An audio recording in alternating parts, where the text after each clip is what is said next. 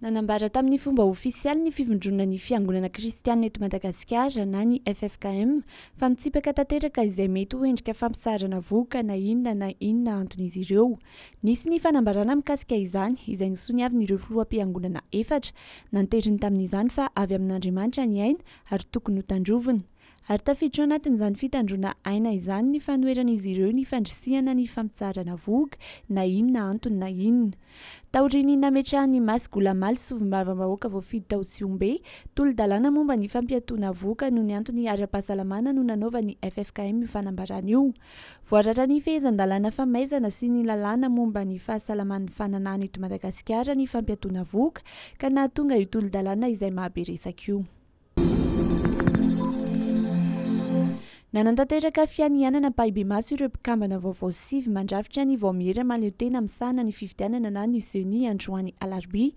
Nanazava i Abdallah izay nofidin'ny anteny mirandoolona fa tokony amin'ny zoma izao no fantatra ireo andrafitra ny biraon'ny CENI satria manana 3 andro ireo mpikambana andrafetana izany. Nanamarika ihany koa izy fa efa nanomboka androany fivorian'ireo mpikambana sivy ireo koa ny Mitsipaka anatin'ny CENI no hodiniana voalohany. Natrihan'ny filoham-pirenena Andry Rajoelina ny fianianan'ireo mpikambana vaovao amin'ny CENI ireo.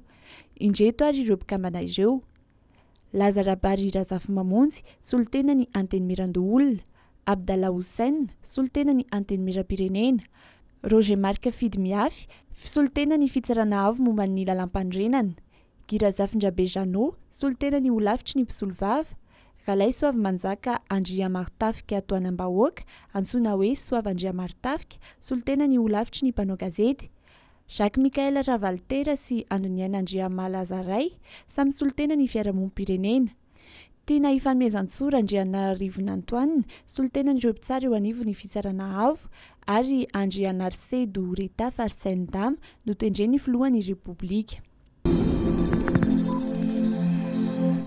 Tafiakatra arivo sy enalina sy roety sy 4 tapitrisa taona ny vary akotro vokatra teto Madagasikara tamin'ny taom-pamokarana 24 raika amby 22 raha toa ka 3 alina sy 4 tapitrisa taona izany ny taona 2022. Ny fitombon'ny velaran-tany nambolena vary no anisan'ny nahatonga izany, hoy ny ministry ny fambolena sy ny fiompiana Arfidra Milson omaly talata nandritra ny fanokafana tamin'ny fomba ofisialy ny taom-pamokarana 2022 tany Antsahan-tanteraka faritra Bonglava. Velaran-tany mirefy 2,700 tapitrisa hektara no nambolena ny taona 2022 raha toa ka tafiakatra ho 2,870 tapitrisa hektara izany tamin'ny taona 2022. Ankoatran'izay dia nanambara ihany koa ny ministra fa anisan'ny tetikady nentina nampitomboana ny voka-bary ihany koa ny fampiasan'ireo tatsam-pamboly toy ny milina fanetsana ka tatsamy isa 930 tao akandin'ondro sakay no nisitraka izany.